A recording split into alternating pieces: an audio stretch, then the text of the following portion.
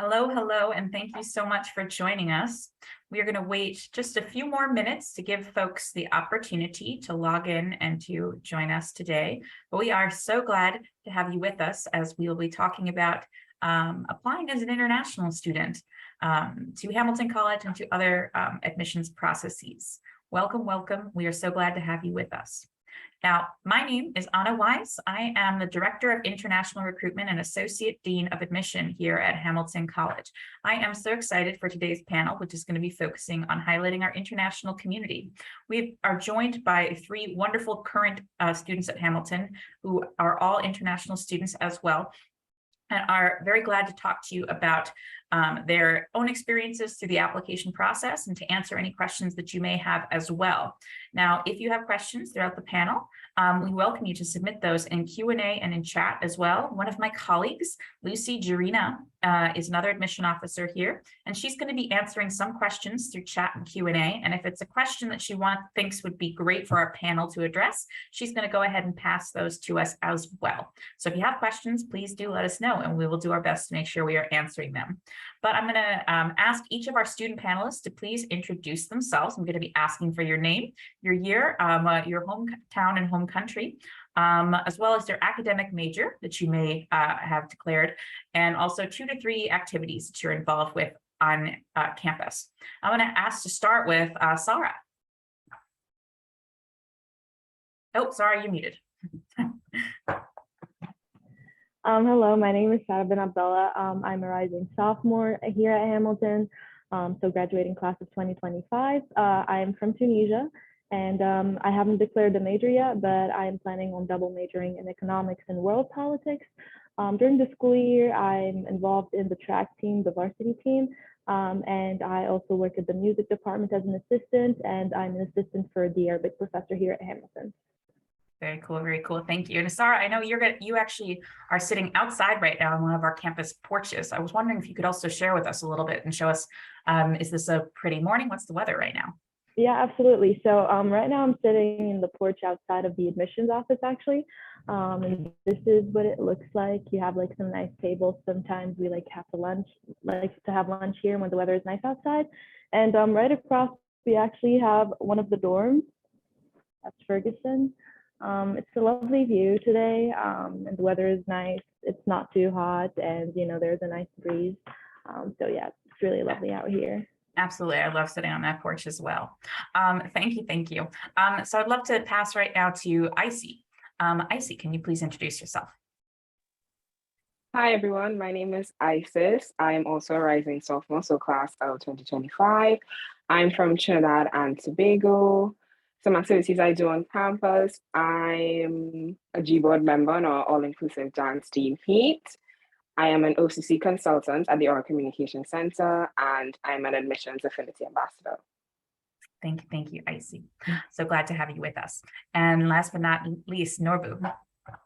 Hi everyone, my name is Norbu, and I'm a rising sophomore as well. So just like Icy and Sarah, class of 2025, and I'm from Thimphu, Bhutan, which is like a very small country in South Asia. And I'm looking forward to declare my major in economics and world politics and maybe in minor in Chinese. And on campus, I enjoy playing volleyball, tennis, swimming, rock climbing, and I also work as an admissions affinity ambassador like Icy, and also in the State of Student Activities Office. Thank you. And Icy, did you want to add your academic major? So my intended major is going to be biochemistry or biology. Thank you.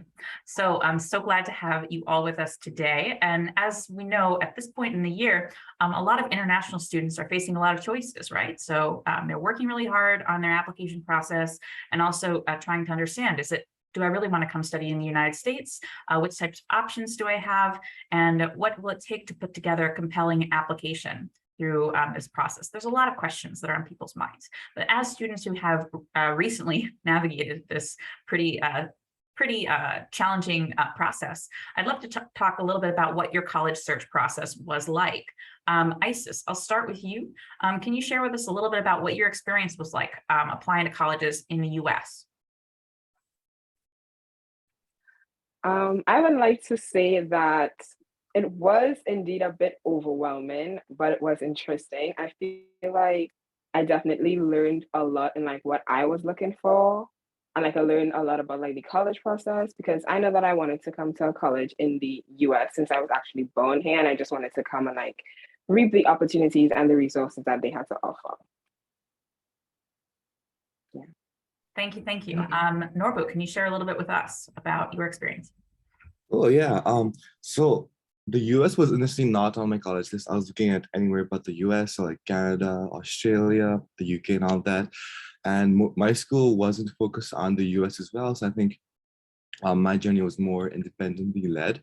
I did work with a community-based organization, a CBO in Thailand, and I think like just getting to know what you are like looking for in college and what you expect from like the place of your choice is like a very important thing to know. But yeah, I think like starting out with the college list is the first thing that was on the task sheet I had doing my search, and then I think like really going into every college and like looking to like see whether this college is fit for me. All of that was like a major process in my search here.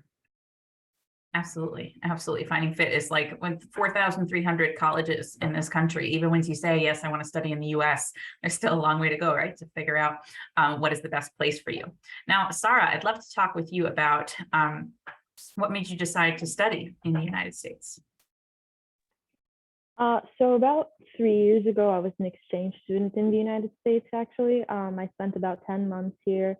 And so I kind of like lived with a host family and I got to experience life in the US in general. And that's when I started thinking about applying to college in the United States.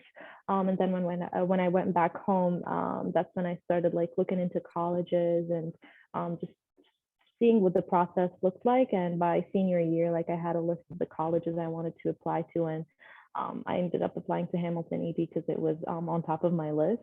But it was like I just said, like it was a little bit overwhelming because there is a lot of things to deal with. But you know, if you figure things out, it's not that complicated and it's very rewarding, especially when you like get accepted into the school that you really want to go to. Absolutely, absolutely. It's such a great feeling. Now you said that you shared with us that you applied to Hamilton Early Decision. I'm wondering, so in doing your research, what really made Hamilton stand out and make you decide, yes, that's where I want to apply Early Decision? Just so folks understand what Early Decision means, this is an option where some students can choose to apply to a college and say, I'm ready to commit as long as you offer me the financial aid that I need. I'm ready to enroll at this college, and you apply a little bit earlier than traditional students. About half of students at Hamilton, less than half of students at Hamilton are going to apply Early Decision to the college, and over half will come in through regular decision, which we'll talk about in just a little bit. But that's quite a big decision. Sarah, can you share with us about what made Hamilton stand out as your Early Decision choice? Yes, absolutely. So it was the open curriculum and the financial aid. Hamilton was need blind, so that was great for me, you know, knowing that my financial situation was not going to affect whether or not I get accepted into the college. And later on, knowing that the school meets 100% of your demonstrated needs was also a great commitment that Hamilton offered to their admitted students. And then you have the open curriculum. I was undecided at first, like I did not really know what I wanted to study before coming to Hamilton. And so having this open curriculum and the opportunity to explore different departments that the college has, it gave me the opportunity to just like take different courses and decide what I wanted to do later on. And so together it seemed like Hamilton would be a great fit for me, and I was right about that. Thank you, thank you. We'll talk more about ways that you've been involved since you've come here to Hamilton. Now, I do want to add just a quick clarification, which is that while Hamilton is committed to meeting 100% of the financial need for every admitted student, we're not need blind for international students. We are need aware, but we do meet 100% of the financial needs. So it's really important to put that clarification out there. But thank you, thank you. So Icy, I know you applied through the regular decision round, right, to Hamilton. So can you talk to us a little bit about how did you find Hamilton, and also what made you choose Hamilton once you did enroll? Oh, you're muted. There you go. Sure. Okay, so I found Hamilton through doing research. Like I was looking up schools in the New York State because I know I wanted to be here because I have some family living here. But my high school university counselor actually recommended the school to me. So then I looked into it some more. Like I really paid attention to it this time. And then I fell in love with the open curriculum. because I know I wanted a liberal arts education since I was just like mainly focused in STEM in school. I really wanted to like branch out and explore my interests. And the financial aid really sold me. And that's how I'm here. Thank you, thank you. And Norbu, I definitely would like to keep you, bring you in on this conversation as well. You mentioned earlier that at first you were thinking any country other than the United States, but eventually you shifted gears a little bit when you came to Hamilton. Can you talk to us about what brought Hamilton to your attention and what made you choose Hamilton?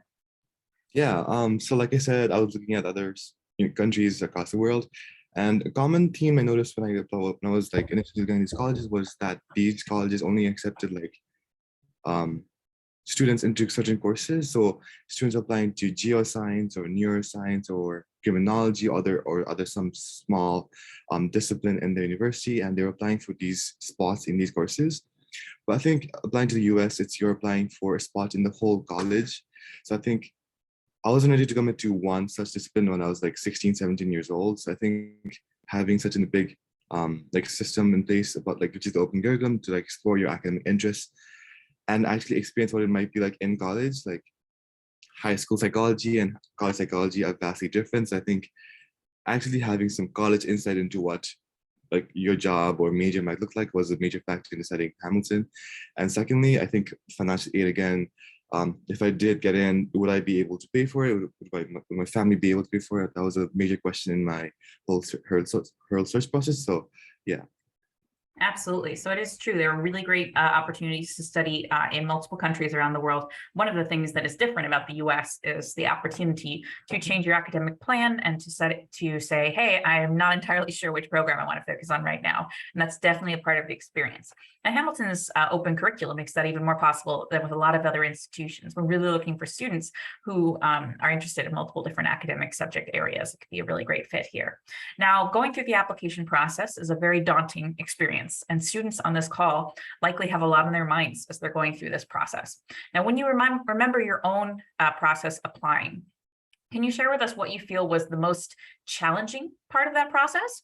And also what was the most surprising in the end? And I might start with Norbu this time. Yeah, so like I think looking back onto all the time I spent applying to colleges, I think the Common App essay was the big one. Like we had to fit this perfect story about yourself and your whole life in like 500 or so words. I think Tough, yeah. that was a fun time. But like at the end, the most rewarding experience was like being like, yes, this is really good. I feel good about this essay and all that. So I think that was the challenging and like the most surprising part. Looking back, my first essay draft I had was terrible. And like the final draft was so much better, and I feel a sense of accomplishment I felt during the process. I think that was cool. It kind of maps a growth process, right? So even going through the college application process, yes, it's challenging, but it's these kinds of challenging experiences that can oftentimes help us learn about ourselves. And then once we get through those experiences, can really be really, really positive. Icy, I'd like to ask you the same question. So when you think about your application process, what would you say was the most challenging part and what was the most surprising part? I agree with Nobu. It was definitely the personal statement Yes. for me.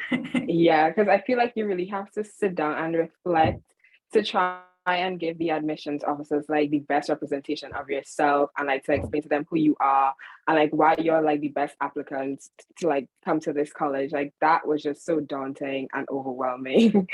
That was a lot for me. But the most surprising part was definitely how much I learned like about the college process itself and how much I learned about myself as well, which I think was really interesting. Absolutely. That whole self-reflective thing. And at Hamilton, we carry that on also, because our motto at Hamilton is to know thyself. So we talk about self-reflection. We talk about it all the time. But I don't think people always realize what a growth process the application can be as you're putting this together and saying, what do I feel like I want admission officers to know about me? And what do I think is important to share in my application? So I think that's really great advice. Speaking of advice, Sarah, I want to turn to you because I know when you say you're going to do something as hard and ambitious as applying to the United States, right? I'm sure a lot of people have advice for you once you say, this is something I want to try and do. What was the best piece of advice that you received when you told people that you were going to be applying to the United States? Oh, you're muted. Sorry. I would say the best advice I was given when I was telling people that I was applying to college here was to start my application a little early, because for international students, like we have so many things that we need to figure out. You know, we have the common application to deal with, but then you also need to get your transcripts and you need to get those translated if they're not already in English, and translate the bank statements and all of that. So I would definitely say start planning things ahead. You don't have to, you know, start your application that early, but, you know, at least have like a bucket list of the things that you're going to have to get ready, especially when it comes to like documents that you need for the common application and for applying to financial aid as well. Just like have a bucket list ready. That way you're not like running around when it's almost a deadline and just like trying to figure 10 things at the same time. Excellent. It's always when we don't give ourselves that extra time, then things start to go wrong, right? It's like if you carry an umbrella with you when you walk outside, it's not going to rain, but you know, your umbrella can be that buffer in that time frame, which says, hey, I'm making sure that I'm not going to run into problems because I run out of time, because I'm going to plan in advance. I think that is really, really great advice. Norbu, I'm going to ask you the same question. What type of advice did you receive? I think a major theme in my CBO was look for fit, not for rankings. But this is like super important in my whole experience, because I think when most people start looking for colleges, they search top 10 best countries and the best colleges in the US, and they have a whole list and they apply all of these colleges. And I think you're applying, if you do that, you do end up applying based on other people's opinions, not not seeing yourself on that campus. I could very much visualize myself on campus right now. Like a year ago, I was like, oh my God, I can see myself doing this. I can see myself participating in this, talking to a professor like this. So I definitely think it's very important to look for fit in a college based on your interests and like your vibe, and just don't look at the rankings. I think that's good advice, particularly because at the end of the day, the college you choose, you are the one who's going to be studying there, right?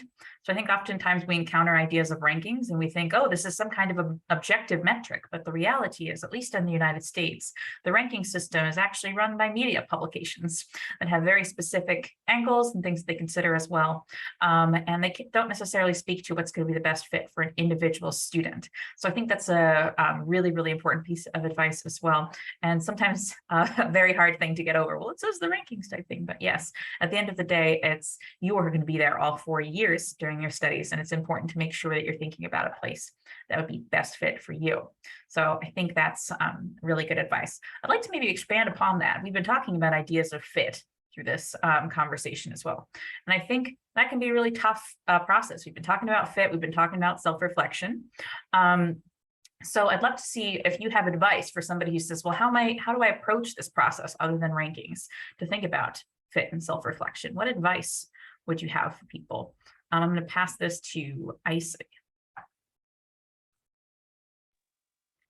I would say definitely do your research and know what you want. So think into terms of like, okay, location, like, do I want to go to a big school? Do I want to go to a small school? Think of weather. I came from the Caribbean, yet I came to Clinton, which is basically Antarctica, in my opinion. Think of your education as well. Like, do you want to explore like the open curriculum? I feel like you just have to ask yourself these questions, and like, as you go down these questions, you realize that the filters become narrower and narrower, and then you eventually get like a small list that you would really want to go to, like you would like to apply to. So that would be my advice. Like, just take time, reflect, like ask yourself these questions, do your research, and just find the schools that would be best for you. I think that is really important. And sometimes we think about things. It's easy to say, oh, weather or location or even size. This doesn't matter to me as much. Do they have my academic program? I'm focused just on academics. But realize that education in the United States, it's going to be challenging, right? Anything worth doing is going to be challenging and difficult. And if you have these other outside forces that are challenging and difficult, whether you don't like the location or the temperature or all those types of things, these are going to be taking away from your ability to do your absolute best in your academic situation. So these types of factors, such as location, such as size of school, community, these are things that are important because at the end of the day, we're all human beings trying to do something that's hard, right? So we want to set ourselves in environments that we care about. So I think it's really important to have those types of self-reflective ideas. Like Isa said, even things as straightforward as what's the temperature like, and how I'm from the Caribbean, what am I going to do with all this snow type situation. So I know, Sarah, you also came from a fairly different climate environment. So I ask you the same question. When we think about how students can find their fit and kind of narrow their list down, if they're not relying just on rankings, what would you suggest? Oh, muted, sorry.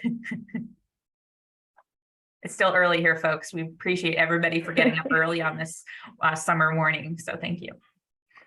I would say you should like have a list, maybe it's like the main criteria that you're going to look for in a college, whether that's going to be the academics, student life on campus, the weather, the location. And then based on those things, maybe try to narrow your list to a fewer colleges. And once you look into that, just look maybe at the college's campus. That also helps a lot because one of the things that I really loved about Hamilton was the campus, even though I just like saw the pictures and I didn't get to tour the college before coming here, but the pictures were, very reflective of what the campus actually looks like. But yeah, just have criteria that you're looking for and just be very strict with those when trying to choose the colleges that you are interested in. Absolutely. And I think doing websites, things, going through virtual tours. I know, for instance, Hamilton, we do a service called Tour from Your Sofa, which allows you to actually tour the campus on a selfie stick. So they use a selfie stick and FaceTime, and will actually walk you through campus and answer questions, just like if you were on campus for a real tour in person. You can also definitely be helpful if you're trying to see, okay, what's my experience like as an international student as well. I know each student on this panel helps us and connects with students from all around the world who are interested in studying at Hamilton. So oftentimes colleges that you're considering will have people who you can connect with and ask those questions that you might be thinking about as well. Now, some of those questions that a lot of people want to know about is, okay, so let's assume that I've been admitted to Hamilton. Can we talk a little bit about what the orientation process is like here? What's orientation process like at Hamilton? So I'd love to turn this over to Icy. Icy, can you share with us a little bit about what orientation is like at Hamilton? Sure. So I absolutely loved orientation. I love that Hamilton has a 4-day trip that you go on with maybe 7 to 10 people, and the trips differ in categories. So I went on an AA trip, which is Adirondack Adventure Trip, base camp. So I did camping, hiking, canoeing, and it was amazing. I love that I shared such quality time with a group of people. So coming into college, you have a group of friends already. And I think that really reinforces the community building we have here at Hamilton. So I really enjoyed that. And then you have I think it's full day activities during orientation as well, where you go around different buildings and you learn about the buildings on campus. So you have the career center and the financial aid office, admissions, different things like that. It was great. I loved orientation. Wonderful, wonderful. Norbu, can you share a little bit also about orientation process? Yeah, so we actually have another orientation process for international students. It's a few days before all the US and American students get on campus, but I think the international student orientation this year is 4 days long. I think the first 2 days are days where students get in, they move in and they sleep in because they're jet lagged and all that. So I think there is some time for them to rest and relax. And Sleep then is important, I tell you. Yeah. And I think there's a few sessions about maintaining your documents, your visas, your I-20s, and a few more trips to the Walmart to get you some blankets or pillows or some shirts, t-shirts, and then shampoo, and yeah, and trips to the bank and the AT&T, so mobile carrier service. That's the whole international student orientation aspect. But as you move on to the freshman orientation, that was very awesome for me because we spent 9 days actually getting to know campus very well. And like she said, we had a 4-day trip where we went off campus. I went on an XA trip, which stands for Exploration Adventure, and these trips are out into the wild. They usually have a common focus. Mine was conservation. So I think having some time with people who have shared interests and like doing like fun activities like docking while making s'mores or going off paddleboarding or swimming in a lake was like super fun. And then once you get back to campus, you already know so many people really well. And then like I think you meet so many more people like during the time. I think I met around 200 people during the whole orientation period. I don't know most of their names, but I still say hi to them as I walk past them. So yeah. Absolutely. S'mores, if anybody's wondering, this is like a American type of like thing you eat when you're camping. So you use marshmallows, chocolate, and graham crackers, and you toast the marshmallows over the fire. It's very tasty. But so our orientation process, there are multiple steps, as both Norbu and Icy share. So we start with an international student orientation, and that's an opportunity where we connect you with upper level international students as well. Make sure that you have transportation to and from the airport. Also, take students to take care of banking and credit cards and cell phone plans and pillows and things that you might need that you weren't able to pack in your suitcase. After that, we do the 4-day usually it's outdoor adventures, sometimes it's service adventures as well. Those are the orientation trips. Before then having a few days where it's get to know the campus resources, whether it's the library, career center, and all of that. So absolutely. Now, we have a question which was submitted in the chat, which talks about feeling supported by staff as international students. So I would like to pass this question to Sarah. Sarah, do you feel supported by faculty and staff as an international student at Hamilton? Absolutely, yes. The faculty and the professors and even the people that work with international students, because we have our own dean of international students, we feel, very well taken care of. Like Norbu said, we even have our own orientation, and they take us shopping for things that we might need while we're at Hamilton, and they try to like tell us a little more about the I-20 and the whole visa situation. And later on, they tell us a little more about getting internships off of campus and jobs as well after graduation. And with the professors, they're also very understanding. With international students, they know that sometimes it can take you a bit longer than the rest of the students to get used to the college environment, and so they're very understanding, especially when it comes to like assignments and deadlines as well. If you talk about them and you communicate that, they will definitely find a solution with you. We even have some like programs in the oral communication center that work with international students. If you ever have any difficulties with one of your classes, you can go and work with some tutors there, and they can help you out as well. And so we have so many resources we can rely on, not only as first year students, but we have like additional resources internationals can rely on as well. Thank you. Isis, I'd like to ask you the same question. I definitely feel supported by the staff members here on campus. Like, for instance, one of my professors actually asked if I was staying on campus this summer because he knows that I'm not from here. And he decided to treat me to lunch. And he also does this with other international students. That happens like over winter break or summer break or even like spring break. He asks anyone in class, like, are there any international students that are staying for this break? Okay, I'll take you out to lunch. And it's really great because like you just get to like spend time with your professor and like learn more about them, which is always amazing. And then you have something to do during like your break. So like you're not alone, Absolutely. Yeah. And I know you're actually doing some pretty exciting research over this summer as well, Isis. I wonder if you can share with us a little bit about what you're up to this summer. Sure. So this summer I did biochem research with a chemistry professor named Ryan Martini. The name of our research project was metalloenzymes in natural product biosynthesis. So we're basically trying to produce chemicals that are not we're trying to produce chemicals that are not produced through sex or digestion, so that produce naturally. So we worked with bacteria, we worked with E. coli, and then we grew them. Then we made sure that they grow our proteins. We purified the proteins, and then we had to do experiments with the proteins to see if we get the natural products that we want. We did different conditions. It was great. I'm not going to lie to you, research is a long, tedious process, and there will be times where things don't work, But then there are times that do. Like we had a rough patch in the middle where stuff just was not working. Our proteins weren't purifying. But then at the end, we got results and it was so rewarding. It was amazing. Very, very cool. And how hard is it to get involved with research at Hamilton? Um, in my experience, I don't think it's that difficult.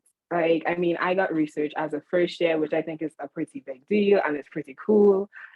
And I think I basically did that by showing interest and like interacting with professors. Like once you show your interest and like you show like you're willing to do something, I think they would really help you out with that and encourage you. And like just try to like they see your potential and they really try to like help you grow. Absolutely. Thank you. Thank you. And research opportunities are available in all different types of academic areas at Hamilton. We also have strong focus on things like internships. And I know, Sarah, you have for this next spring semester, you have some big plans that you're going to be participating in. I wonder if you can share those with us as well. Yeah, so I'm doing one of the domestic study abroad programs Hamilton has, and that would be the Washington, D.C. program, which is usually for government and world politics majors. We basically get to be interns part-time, and we also meet with one of the professors from the government department that go to Washington, D.C. with us. We have writing seminars, I believe. And in order to find internships, you can like get in touch with the career center that we have on campus because we get a career advisor who works with us for like 4 years. It's also one of the great resources that Hamilton offers to students. And I have already met with my career advisors a few times this past year to work on my resume, work on some cover letters for internships that I'm applying for in Washington, D.C. as well. And just, you know, receive general advice on things I should be looking for when applying and when looking for internships. They also put me in touch with a few alumni that are working in the DC area and that are currently working in the fields that I am interested in. And so, yeah, that was like one of the great resources that I'm using right now to figure out what I'm going to do in DC next spring.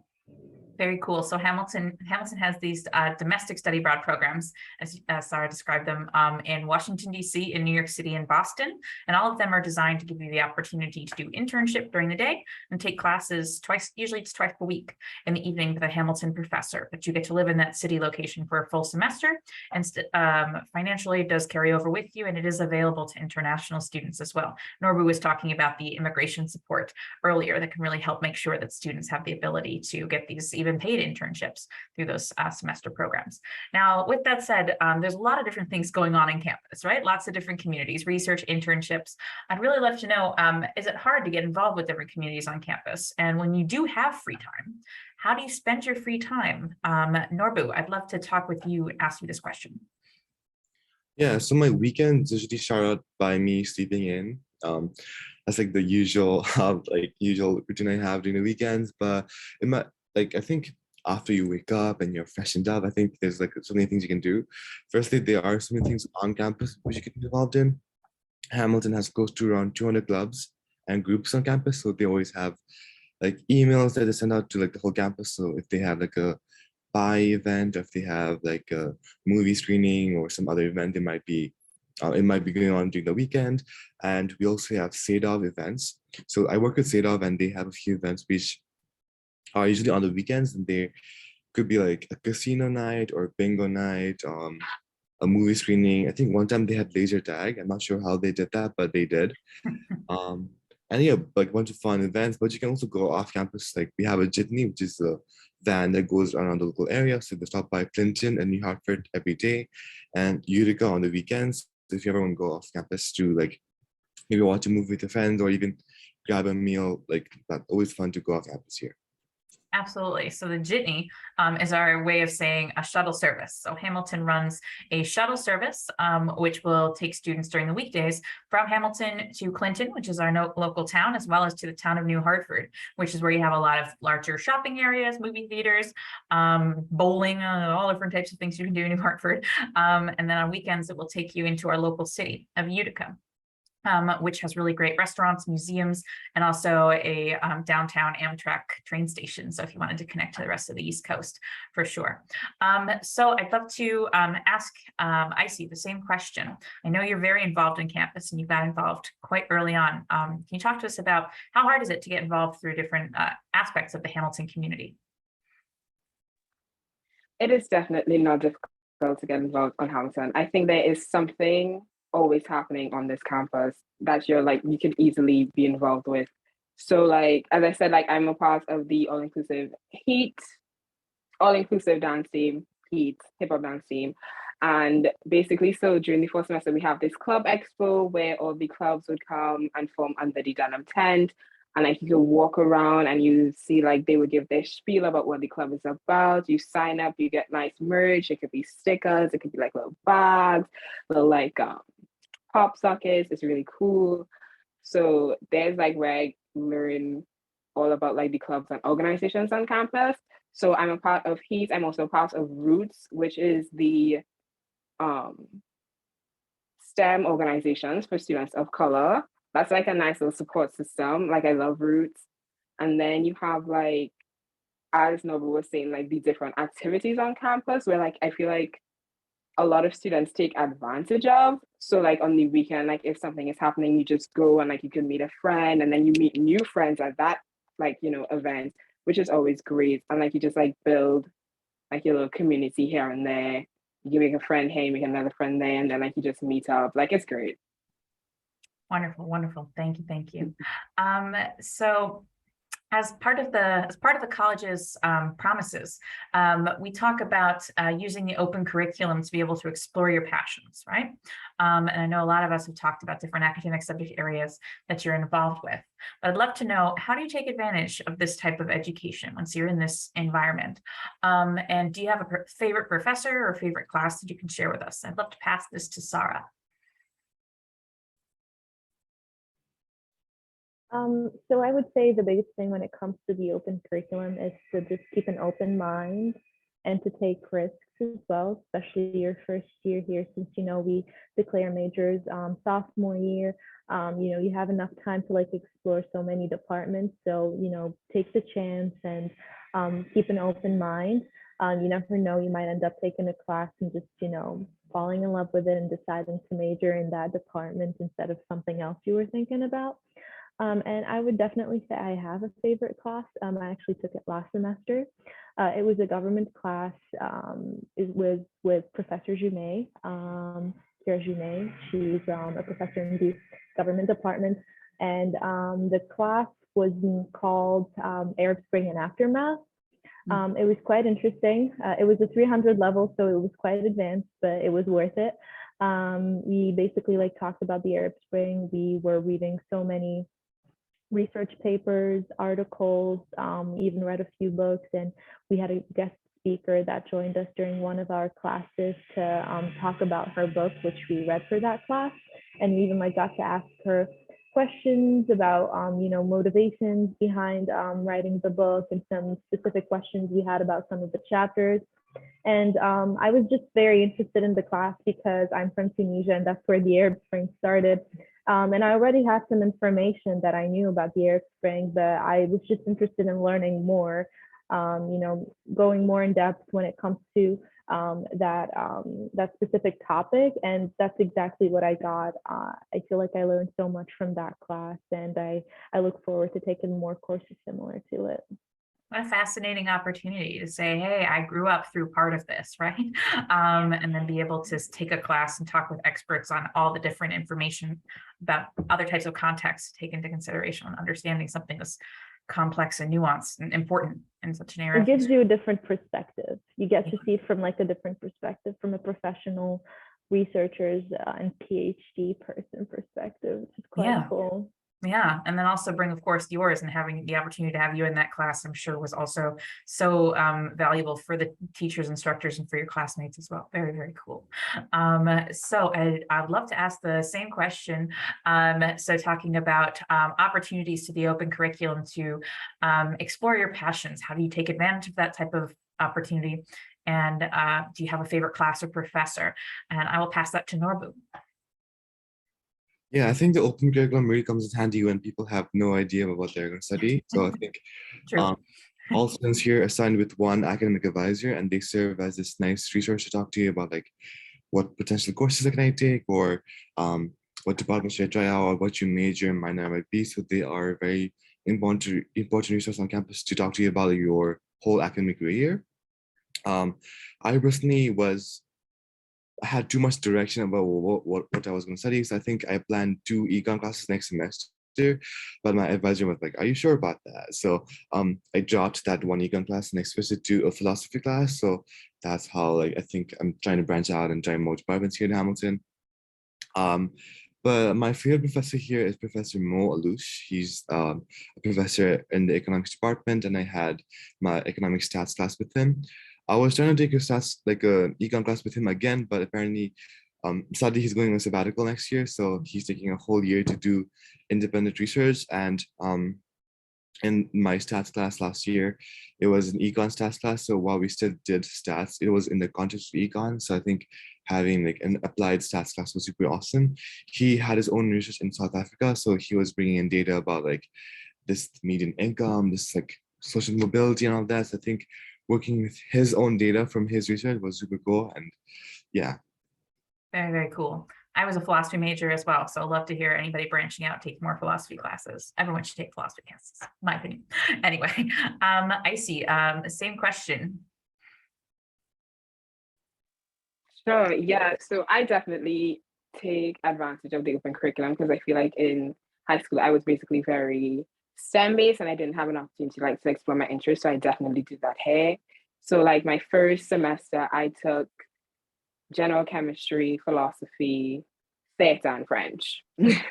And it was great. Like my favorite class was definitely that theater 100 class. I feel like I learned so much. Like I learned about acting, playwriting, directing, like a little bit of everything. And that was with Professor Mark Cryer. I also love him as well. He's actually the professor that offered to take me out to lunch. He is really great, an amazing professor. Definitely recommend taking classes with him. Mark Cryer, for those people taking notes. Absolutely. Yeah. Thank you. Thank you. Okay, so we talked a little bit earlier about the fact that the Jitney will take you round trip into Clinton. We do a lot of programming, a lot of trips in Clinton. The history of Clinton and Hamilton connecting together is about 200 years old. And some of that history is also led to a lot of traditions that we'll have, both in Clinton and on campus as well. But I'd love to talk about Hamilton traditions. Do you have a favorite tradition at the college? Now, I know each of you has just finished 1 full year, so we still need some more time. But any traditions that you're looking forward to or that you really love about Hamilton already? And I guess I will pass this to Sarah. I would say the tradition that I enjoyed the most is probably the Feb Fest that we had this past year. That one was really fun. You know, during the cold winter here in Clinton, it was like nice to have so many events organized. Like, you know, we had snow sculptures and, you know, all sorts of really fun activities. Like we had food trucks as well and chocolate testing. And it was just nice that you know, especially not being used to this winter, it was quite lovely to have such a cool tradition. It kind of takes your mind a bit off of the cold sometimes. And another tradition I'm really looking forward to is senior week. Still have some time before that happens, but you know, that's like one of the really cool traditions about Hamilton, you know, having like that whole week with your graduating class and just doing fun things together before saying your final goodbyes is yeah, I'm really looking forward to it, but not really because, you know, we would be leaving after, but still. Bittersweet, something to look forward to, but we still do have plenty of time for everyone on this call before senior week. But yeah, Feb Fest, I agree, is one of my favorite traditions as well. And what it is it's really a several day festival that we have in February. February tends to be one of those months where, you know, snow has been charming, but now we're like, okay. So getting the experience of being able to celebrate our community and have a whole bunch of events. I know the a cappella groups come out en masse. There's tons of hot chocolate, chili making competitions, things like that. And can definitely be a great way of breaking up the weather type experience. Icy, I'm going to ask you the same question. Traditions at campus at Hamilton. Do you have a favorite tradition? I do. So I'm not sure if this is a tradition or like a custom, but when Dinah has Dinah B, I love Dinah B. So basically, Dinah B is when the Howard Diner, which is one of our dining halls that usually serves like burgers, fries, chicken tenders, mozzarella sticks, stuff like that. They serve pancakes for breakfast on the weekends. We love Diner B. It is amazing. It's so good. So they have like bagels with bacon, egg, and cheese. They have like French toast with like scrambled eggs. It's so tasty. It's so good. It starts at like 12 in the morning. And like you just it's such a vibe. Like, you know, you always go at like 12 with your friends, and then there's like a little jukebox where you can play music. So like you're listening to music, then you eat like your Diner B, like your little scrambled eggs and like your toast. Amazing. Love it. And I could see Norbu's eyes lighting up talking about Diner B as well. Just like, yes, pancakes at midnight for sure. Norbu, would you like to talk about your favorite tradition at the college? I don't think it's like a tradition, but we have two big concerts here. Each during the semesters. So we have the fall concert in the fall semesters. We have like a big artist come on campus. And in the spring, we have the CNC concert, which is the final Friday before finals week. So we have a nice time to de-stress.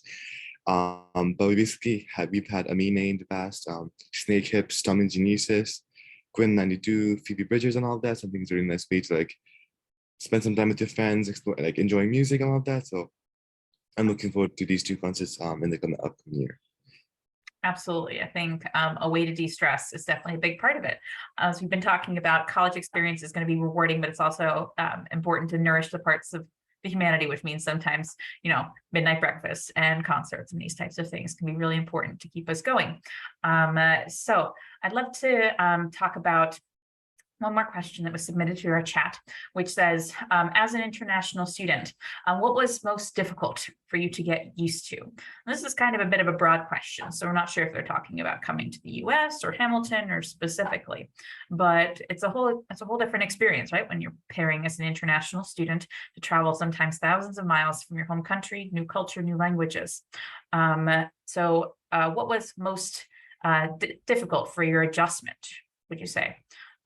When coming to the US. And I will pass this to Icy.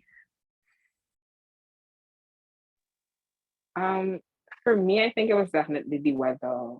Like Trinidad is just very different, very different weather. Yeah, definitely. Like experiencing winter, like I'm not going to lie, it's beautiful, it's pretty. Like I love seeing the snow, I love seeing like the fall, like the climate change.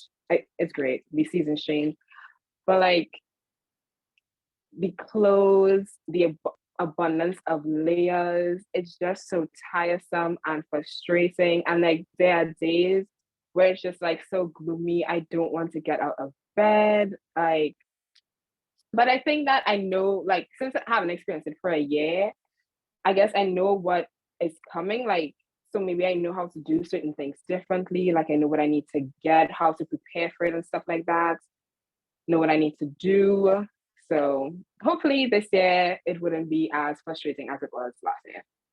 Yeah, the first year adjusting can definitely be an experience. If you're worrying about things like winter coats as well, we even have an outdoor leadership center at Hamilton where you can actually rent big puffy down jackets for the semester free of charge from the leadership office as well. We also have something we call them happy lights, which are specific types of lights that you can rent from the college for free. And they kind of bring more UV lights, which helps keep moods up when sometimes it's a little darker in the winter as well. But I think definitely a fair type of adjustment conversation. Sarah, same question to you. What was one of the more difficult things to adjust to? I wouldn't say this was like difficult. It's just like something I had to adjust myself to, I guess. I would say the food, because you know, food in the US is quite different from the food back home. But you know, it's like a part of the experience. You should not come here and expect to have everything that you had back home. And if anything, like it just helps you, you know, learn a little more about the culture here in the US. You like get to experience their food. Sometimes you'll like make traditional dishes for your friends as well so that they can get to experience it. But I know like some people sometimes struggle with the food. I did a little bit at first, but then you get used to it. So Absolutely. Food is also a huge thing to think about. And there's going to be several different options across campus, all different types of food choices, but it is going to be different than your home country. One of the great things that Hamilton does also offer is we have a program at McEwen where you can actually bring in a recipe card. So if there's a recipe that you really miss that your mother used to make or something like that, you can actually bring it to the dining center and they will make it at least once each semester. So you can tell your friends, on this day, you can have this specific meal, and that's kind of can be a little bit of a taste of home, but it's definitely something to prepare for sure. And Norbu, I'll ask you same question. Yeah, I think transitioning to the US and transitioning into being an adult was like in conjunction for me. So like I had to go back home where I was pampered by my parents and all that to like coming here and being a fully fledged adult. So that was like a big change, like learning about my insurance, my bank, and my taking care of my own money and my finances, making sure I don't spend too much in a month or something. So I think that was like a big transition I've experienced my first year here. And I think, yeah, like being aware of like that, like you're responsible for yourself now was like a big change for me. But I think like I have the whole life to practice it now. So I think I had a good start so far, but yeah. Yeah, absolutely. Something we might not normally think about, right? Is that studying in another country means that certain things like managing your own schedule, managing your finances, managing all of those types of things are part of it. And some of those soft skills that we can sometimes talk about as well. So we are nearing the end of our session. What I'd like to do is I'd like to ask the last question of everyone on the panel. I'd like to ask, what advice would you give international students who are getting ready right now to apply to colleges in the United States? So you could either format it as saying, this is advice I wish somebody had given me, or these are like, this is what I have learned in my own experience. But what type of advice would you give to international students who are getting ready to apply to college in the US? And we'll start with Norbu. Yeah, I think I like to echo what I said earlier. So like look for fits, not for rankings or like numbers and all that. And I think like really asking yourself, do I know myself? And like seeing what parts of your identity and your personality fit with Hamilton or at least all your other colleges. I think that's a major process. But I think one thing I could have learned earlier in my college search process was that like financial aid is a big thing in the US. So it's not about your merit that gives you scholarships here. I think it's about financial need.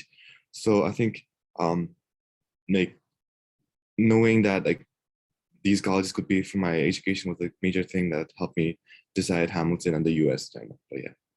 Absolutely. So understanding what types of options are out there, particularly if a student is applying for aid.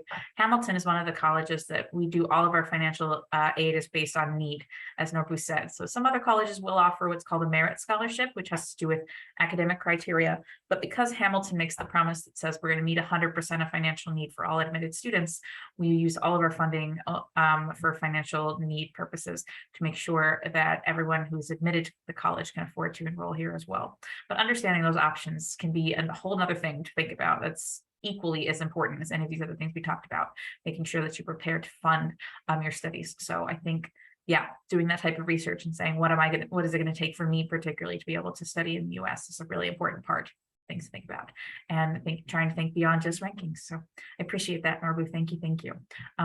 Icy, I'll turn that question to you. Yes, adding on to Nobu, I would definitely say do your research and find the college that is the best fit for you. Like really take that time to sit down, ask yourself, what is it that I want? Because you have to remember that this is where you're going to be spending the next 4 years of your life. And you want to make sure that you're comfortable. You want to make sure that you're in an environment where you're able to grow and succeed. Like you have to find the college that will be willing to do that for you. Absolutely. Realizing you're going to be a human being studying here, it's a hard thing to do. How do we make sure we're setting you up for success? I think, yes, very, very important. And Sarah, same question, advice that you would give international students at this phase in their application process. I would say definitely don't be scared to ask for help and to reach out. The process can be long and a little confusing sometimes. So don't be scared to reach out either to like people who are also applying to the US or people who have already applied to the United States, whether they go to school here now or not. You know, they probably know a few more things than you do, and they can help you out with the process. I knew a couple of people before coming to Hamilton, and they actually go to school now in Hamilton. One of them is a rising senior and the other is a rising junior. And one of them is a good friend of mine. And, you know, I was reaching out to him and asking him questions about the common application, you know, applying to the financial aid later on. Even when like I was choosing my courses after I got accepted, he helped me out with that as well. And, you know, don't be scared to also reach out to the colleges and, you know, ask questions if you're confused on the process. You know, they always are happy to help. I have reached out to Hamilton before applying here because I did have a few questions that I couldn't find the answers to on the website. And so, yeah, always ask for help. You can always learn something new. And I think that's probably good life advice, really, in general. Always ask for help when you can learn something new, particularly when you come and study in the US. We've been talking about a lot of topics today. We've been talking about opportunities, right? We've also been talking about some things that are challenging for adjustments as well. Oh, but before I finish up this thought, I see Norbu, as I say, would like to actually add something, add an additional piece of advice as well. So I want to give Norbu that opportunity. Yeah, so I applied ED to Hamilton, so that's just like a very big decision. But what made me decide like to apply ED to Hamilton was talking to a student from Hamilton first. I reached out to a Bhutanese alum. She was the class of 2020, and talking to her and like knowing about like what's there for me, can I see myself on campus like her, was like a major factor in deciding like to coming to Hamilton. And even during my admissions interview, I think I talked to a senior there, and then like after the interview, I had a few minutes to ask questions to her. So I think those moments were the moments where I knew I was going to apply to Hamilton and I was going to like it here. So yeah. Absolutely. I think that's a huge piece of advice as well, right? So we can go through a lot of information on the website. There's a lot of really helpful information. There are older recordings of previous panels that we've done. You can see a lot of conversations on all different aspects of Hamilton's student life, but it can be really helpful if you talk to somebody who has that life experience as well and has been an international student in Hamilton and can talk to you more about what it's actually been like. So if you are looking for that type of connection, you could of course reach out to us. All three students on this call have reached out to students before who have been in the application process and can be resources. I can also be a resource for you, of course, if they have any questions about the application process. I try as much as possible to be very responsive and helpful because I know that there's a lot that goes into this as well. But realizing that your application process, that what you're trying to do is a very hard and brave thing to do. Is the thing I want to acknowledge first of all, because studying in the United States, pursuing your education, is going to hopefully be a really wonderful, transformative experience for you. But there are going to be times where it's challenging. So making sure that you're getting the support, asking for help when you need it, as Sarah said, which I think is important, and realizing also that there's lots of helpful information on the website, but there's also a lot more you can learn about the community by engaging virtually, whether with a student or with an admission officer.